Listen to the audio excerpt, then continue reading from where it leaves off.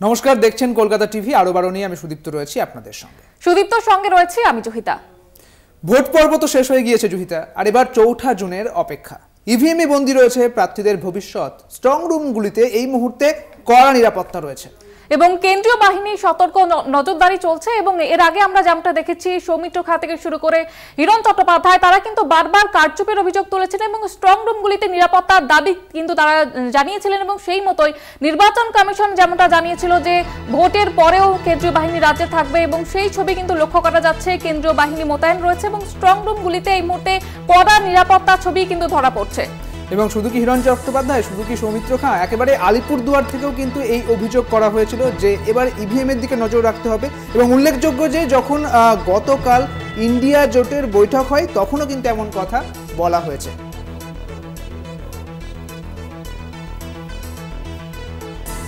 আমাদের সঙ্গে রয়েছেন নেতাজি ইন্ডোর থেকে আমাদের সঙ্গে আমাদের প্রতিনিধি রয়েছেন শুভঙ্কর মণ্ডল। শুভঙ্কর, এই মুহূর্তে তুমি যেখানে দাঁড়িয়ে রয়েছো সেখানকার ছবিটা ঠিক কিরকম রয়েছে?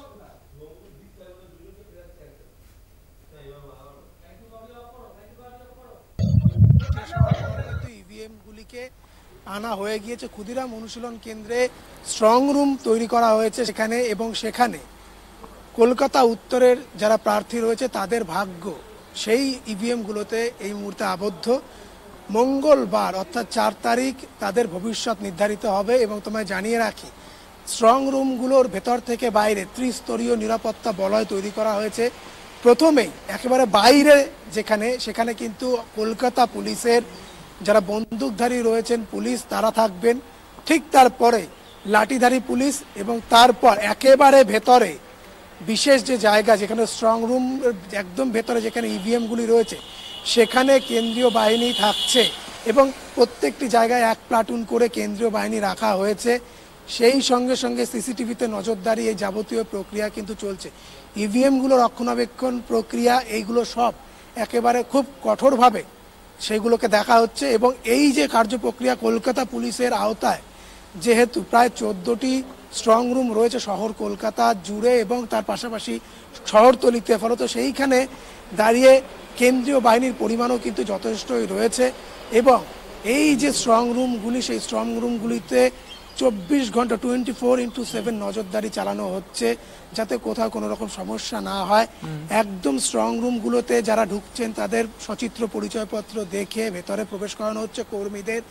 এবং সেই সঙ্গে সঙ্গে কেন্দ্রীয় বাহিনীও কিন্তু অত্যন্ত কড়া পদক্ষেপ এক্ষেত্রে করছে। তোমায় জানিয়ে রাখি যে বিশেষ করে যেহেতু আমি 14টি স্ট্রং রুমের বা 14 জায়গার স্ট্রং রুমের কথা বললাম, সেইখানে দাঁড়িয়ে কিন্তু পর্যাপ্ত পরিমাণে ফোর্স সেই সব জায়গাগুলোতে রাখা রয়েছে। এবং স্ট্রং রুমগুলো যাতে কোনোভাবে কোনো সমস্যার মধ্যে না পড়ে সেদিকেও নজর দেওয়া হচ্ছে।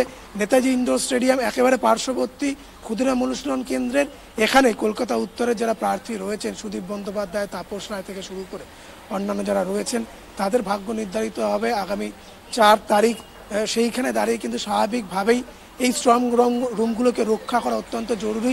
যেহেতু নেতাজি ইন্ডোরে কাউন্টিং সেন্টার রয়েছে এবং মঙ্গলবার সকাল থেকে কাউন্টিং শুরু হবে 7টি বিধানসভা, সেখানে শামপুকুর, জোড়াসাঁকো, এন্টালি, কাশীপুর, বেলগাছিয়া থেকে শুরু করে মানিকতলা এবং সেই সঙ্গে সঙ্গে বেলেঘাটা একাধিক জায়গা রয়েছে। এবং সেই 7টি বিধানসভার কাউন্টিং কিন্তু এখানে চলবে। এবং সেই দিকে তাকিয়েই এই মুহূর্তে সব থেকে বড় চ্যালেঞ্জ কিন্তু এই স্ট্রং রুমগুলোকে রক্ষা করা, বিশেষ করে ইভিএমগুলোকে রক্ষা করা। এবং একেবারে যেগুলো সিল্ড হয়ে এসছে গতকাল নির্বাচন শেষ হওয়ার পর সকলের সম্মুখে, অর্থাৎ প্রিসাইডিং অফিসার থেকে শুরু করে ফার্স্ট পোলিং অফিসার, এজেন্ট, প্রত্যেকের সামনে যেগুলো একেবারে সিল্ড হয়ে এসছে স্ট্রং রুমের জন্য, সেগুলোকে একেবারে রক্ষণাবেক্ষণে বিশেষ নজরদারিতে সেগুলোকে রাখার বড় চ্যালেঞ্জ এই মুহূর্তে যেরকম পুলিশের কাছে অবশ্যই কেন্দ্রীয় বাহিনীর কাছে। এবং তারা কিন্তু নিরাপত্তায় কোনো রকম খামতি রাখছেন না, কোনো রকম অজানা, এমনকি আমাদেরও ভেতরে প্রবেশ করতে দেওয়া হয়নি। বাইরে থেকে অনেকটা দূর থেকে আমরা কিন্তু স্ট্রং রুমের এই যে যাবতীয় যে তথ্য সেগুলো দিচ্ছি। এবং সেইখানে দাঁড়িয়ে স্বাভাবিকভাবেই কিন্তু আগামী 4ঠা জুন যাবতীয় যে জল্পনা তার অবসান হবে। এবং এবছর লোকসভা নির্বাচনে কে সংখ্যাগরিষ্ঠতা পায় সেটা তো পরের বিষয়, তবে যে প্রার্থীরা সে ভোটে লড়ছে তাদের যে ভাগ্য নির্ধারণ সেগুলো কিন্তু অবশ্যই এই 4ঠা জুনের যে ফল প্রকাশিত হবে তার উপর নির্ভর করছে। এবং সেই দিকে তাকে স্ট্রং রুমগুলো অত্যন্ত কঠোর নিরাপত্তা বলয়ের মধ্যে রাখা হয়েছে। একদমই ধন্যবাদ শুভঙ্কর তোমাকে। একেবারে সুদীপ্ত, আমরা দেখলাম এতক্ষণ নেতাজি ইন্ডোরের ছবিটা, এবার আমরা উত্তরবঙ্গের দিকে একটু নজর